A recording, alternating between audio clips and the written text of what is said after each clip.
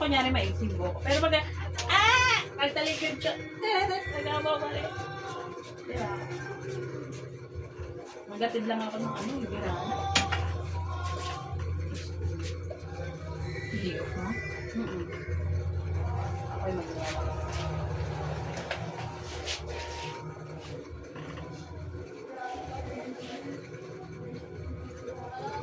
Hindi po ano pa na pala ito.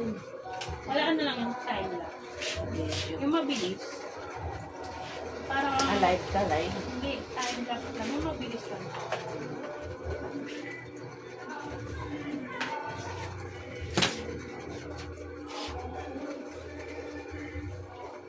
Nakita ko pag nakatali. Ay, Diyos ko dahil nakikita ko pag yung inano ko na nga yung kulay niya, yung parang, di ba, matingkad. Tinong daw. Ba't ka matanggal? Eh, di ba naalala mo, hindi natin yan inubos mo kasi may isin ka.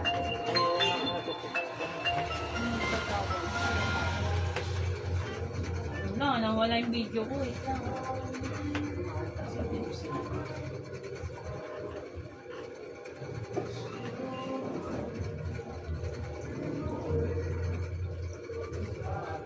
Oo, mag-make kita sa camera. Sinong namatay doon, ano ni, Faye? Ate Pe? Oo, yung tatay. Tatay daw nila. Kasi parang nakita ko yung nasa Maidi. Ay nga. Dito pa nga sila. Tanda na rin. Hindi pa ba? Hindi ko kasi nakikita eh. Hindi pala dyan nakatara. Dito yan lagi, naka-ano yan. Dito yung lagi sa labas. Hindi pala sa Bicol. Hindi rin pinanggal yun eh. Ha? Dito daw yung nakatira sa may phone. Diba yung umupan si Ate Pe? Nasa kanya daw yung nanay ko. Sa Bicol. Akala ko dyan siya nakatira. Doon daw. Umuwi sila na dito. Diyan sila. Kasi nakita ko sa... Nagsakit ba yun? Hindi naman nagsakit yun. Na-hospital din na tayo. Hospital din yun? Yung nangyarap ng hospital yun. Matuloy-tuloy na yun. Lalo na pag may mga edad na kay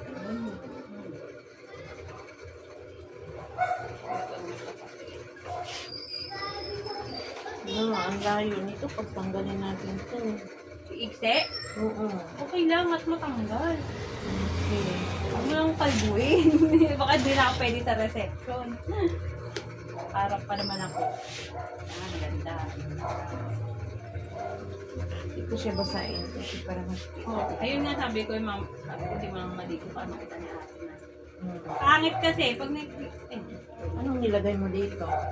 Litrace? Hindi. Wala. Hindi, yung haba.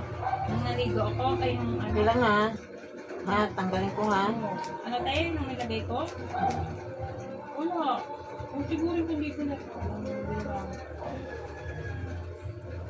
Maganda sana na buko kasi pag may kulay, pangit. Hindi ko nakakawin. Ang kulay kasi, baka matagal. Isang beses lang, alam mo talaga dagi ako, Brazilian na ako. Ayun, aya-aya sir yung bleach.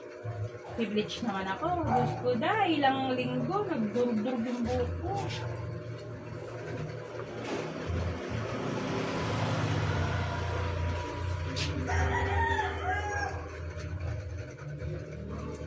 Nakita ko ngayon, doon na daw si Digong sa Davao. See? Sabi, ang parang huling basa ko kahapon. Sa TikTok, mababasa mo, kahit di mo pa na-audit. Ay, may mga fake news naman. Ibabalik daw kasi mali yung process. Kuha sa kanya para ng pinig na. Nakakaawa ko. At alam mo, pero ang talino daw ni Duterte.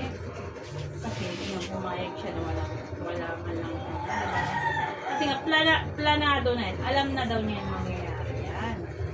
Tapos yung talino niya, alam yung darating yung panahon na ganyan gagawin sa kanya. Hindi sumama siya. O ano ang napahiya? Administrasyon ng Pilipinas. Yung pagpapatakbo ng Pilipinas. Bakit hindi sumunod doon?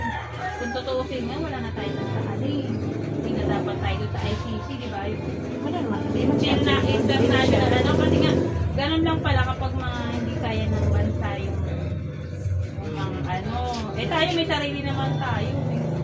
Out na tayo sa ano. Nakahiwalay na tayo sa kanila. Di ba wala? Hindi, wala silang karapatan ng ano. Kaso Kasi nga ang lang. kaso dito sa Pilipinas, kaya naman mas natin. doon nila i-ano, di ba? Ano nga? Tuloy, nag-video tayo. Hindi na mag-stop na lang tayo.